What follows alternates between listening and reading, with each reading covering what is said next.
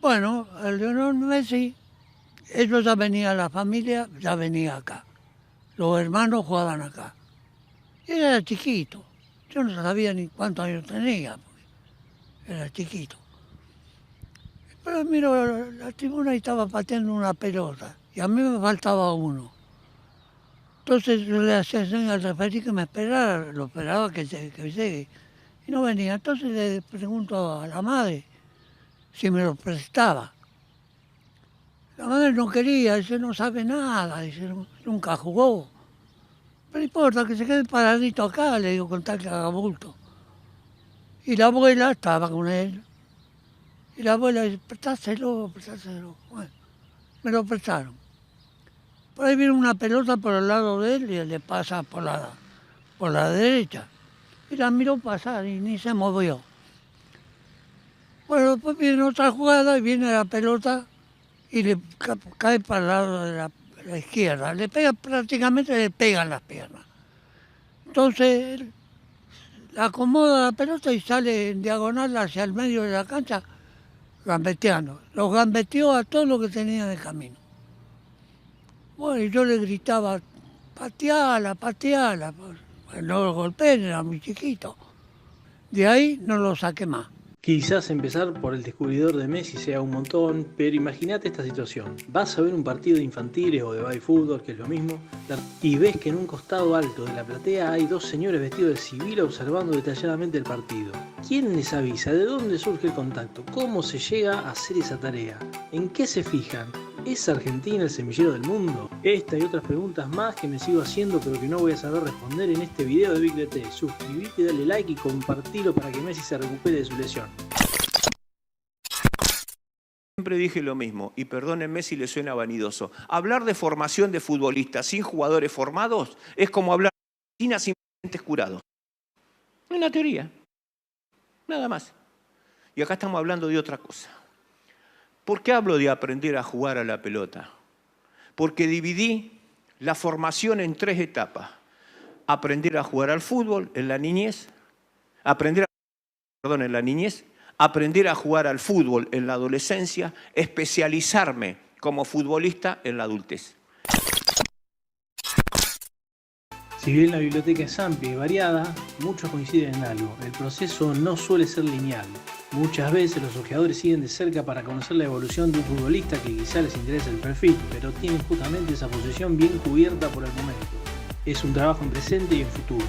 En Argentina, si existe algo que caracteriza a los futbolistas desde su concepción, es la existencia del potrero, uno de los máximos orgullos, ya que el mismo escenifica la garra, la austeridad, la amistad y el esfuerzo de un fútbol que, si bien es talentoso, se conoce más por la voluntad que por cualquier otra característica. Más allá de cualquier estrategia que influya en la formación de los jugadores, lo primero que sobresale es el talento. Porque, siendo sinceros, en Argentina muchos chicos tienen talento porque nacen con una pelota al lado y terminan de desarrollar un don que tienen desde su concepción como persona. Ese talento es desarrollado desde su lugar de origen, debido a que, dependiendo del lugar de nacimiento y el club al que el jugador llegue, tiene distinta manera de sacar lo mejor de sí. Empecemos en ver algunos casos concretos. No me interesa puntualmente hablar de Bielsa entrenador, sino más bien de Bielsa formador. Para entender a Marcelo Bielsa se debe entender a Grifa. Jorge Grifa fue un gurú en la formación de jugadores de Argentina, creando la escuela de Newell's Old Boys, descubriendo jugadores en una ciudad que ya de por sí tiene una relación exagerada con el fútbol. El loco Marcelo, luego de varias frustradas experiencias como jugador, colgó los botines a los 25 años y, luego de formarse en Buenos Aires como director técnico y profesor de educación física, en esa época ya analizaba videos de partidos de ligas europeas que un tío de un amigo suyo le hacía llegar desde España. Cuando volvió a Rosario en 1983, le pidió a Grifa poder entrenar al equipo de las divisiones inferiores, pero Grifa tenía otros planes para él: que se subiera a su Fiat 147 para recorrer las rutas argentinas buscando jóvenes talentos. Para Grifa, ese era el verdadero rubí, el verdadero diamante en bruto. Formar jugadores, obtener con ellos resultados deportivos valiosos y transferirlos solo cuando era posible reemplazarlos. A veces es difícil entender para las generaciones nuevas por qué el loco Bielsa recibe el apodo de loco o de revolucionario. Es que en la época eran solo 2 o 3 los jugadores de divisiones inferiores que llegaban a primera, pero fueron tantos los jugadores que descubrió Bielsa, junto a el ala de Grifa, por supuesto, que hasta se podía armar un equipo entero con jugadores nacidos en las divisiones inferiores de Newell's Old Boys, como en este caso. Algo realmente insólito para la época y para nuestro país, claro. Yo le he dicho siempre a los chicos desde muy chiquito, yo no le exijo ganar, los preparo para el éxito. O sea, la decisión concreta está en ustedes. Pero si ustedes quieren llegar a un objetivo que es ser profesionales del fútbol, tienen que sacrificarse. Y este es el método del sacrificio y los argumentos que necesita como para conseguir el objetivo. En esto hay dos caminos, el del posible éxito y el del seguro fracaso. Ustedes son los que eligen. El fútbol profesional exige cosas y nosotros tenemos que pensar en que el chico tiene que traer desde el principio cosas que necesita en ese trayecto, que son su técnica, su velocidad y su fuerza mental y física. Esos son los tres argumentos que yo miro para elegir un jugador. Hay tantas situaciones que entonces digo, bueno, yo elijo el jugador ideal. Y es técnica y temperamento, fuerte y coordinado, velocidad física y mental, inteligente y psicológicamente equilibrado para enfrentar el compromiso de defender una divisa. Que jugar es una cosa y jugar con proyección de futuro es otra. O sea, no es cuestión de decir, no, yo voy a jugar al fútbol. Sí, podés jugar entre amigos, fenómeno. Ni aún así te gusta perder. O sea, ni de esa manera te gusta perder. Jugás una partida de naipes y tampoco te gusta perder. Entonces, ¿cómo le vas a decir al chico, no importa el resultado, no importa que gane, no importa que pierda? O sea, todo medido, ¿eh? Yo te tengo que preparar y no te tengo que exigir ganar porque te metería presión. Y la autopresión, que inmediatamente viene después de la presión que nosotros podemos ofrecerle, es negativa. Pero si nosotros lo estimulamos, es positivo. Estudiantes de La Plata es para muchos un templo de fútbol por su mística y su historia, sobre todo con la relevancia que han tenido entrenadores característicos de este club. Pero en cuanto a la formación de jugadores, también ha aportado mucho al gran arenero que es el fútbol argentino. Estudiantes logró armar un programa basado en la formación integral del jugador. Es un club que hace escuela en Citibel. Puede concurrir cualquier chico de La Plata al colegio y el club promueve que la persona esté por encima del futbolista, porque como dijo Grifa, el fútbol es una posibilidad y el estudio una necesidad. Estas experiencias de escuelas club se repiten en muchos clubes importantes de Argentina, con esquemas similares. No quiero entrar en cada caso particular para no ser redundante. Y yendo a la búsqueda de habilidades más duras, según la SIA, no la CIA Academy, las cualidades que busca un ojeador o cazador de talentos en un joven potencial futbolista incluyen las siguientes habilidades. En cuanto a fuera de la cancha, cómo encara el enfrentamiento, de qué habla con sus compañeros, su concentración previa, la mentalidad y preparación. Dentro de la cancha, su técnica, su capacidad táctica y su habilidad con la pelota, y por supuesto también destacan que la importancia de su físico y su propio estado físico, es decir, su capacidad de resistencia, que se sabe que es importante, aunque no se menciona en las entrevistas a ojeadores, como así también cuáles son las posiciones más difíciles de cubrir históricamente y en todo el mundo.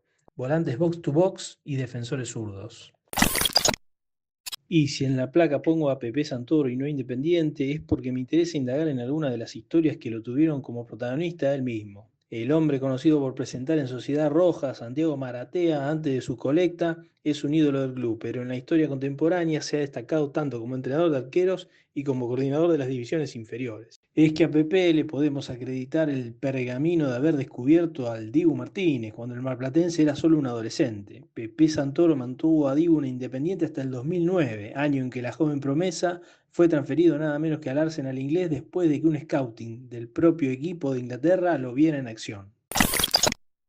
El talento es invisible al ojo no entrenado. Este ojeador argentino, exjugador de Atlante y del Mérida de España, con destacada trayectoria tanto como DT y como captador de juveniles, Claudio Brizuela, se adjudica esta frase después de haber tenido un gran paso como captador de jugador juveniles. En el año 2013, director deportivo del Udinese. En el año 2014 y 2015, director de captación y coordinador del departamento de Rosario Central. En 2016 lo convocó Marcelo Gallardo para trabajar en River en el departamento de captación y en 2022 Beckerman lo eligió como su jefe de scouting en la Vino Tinto.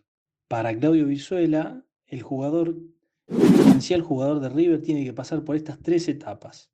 Primero se lo prueba en su lugar de origen. El captador elige a ese futbolista luego de verlo y luego de tener el dato de una persona que se lo pasa.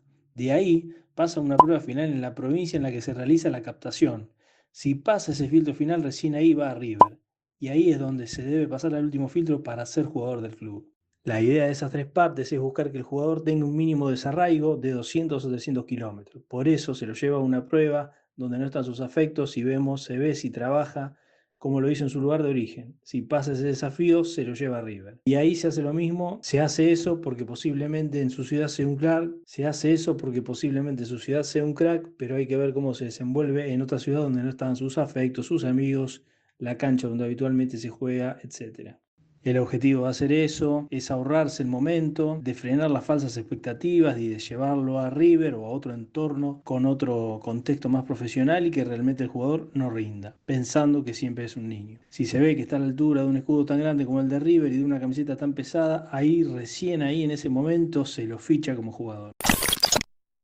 La captación de futbolistas entonces es un proceso y como todo proceso no suele ser efectivo al 100%. Hay jóvenes que creen que la rompen pero realmente no lo hacen y el autoengaño no lleva a ninguna parte. También hay padres muy obsesionados con el triunfo de sus hijos y esa presión no lo favorece.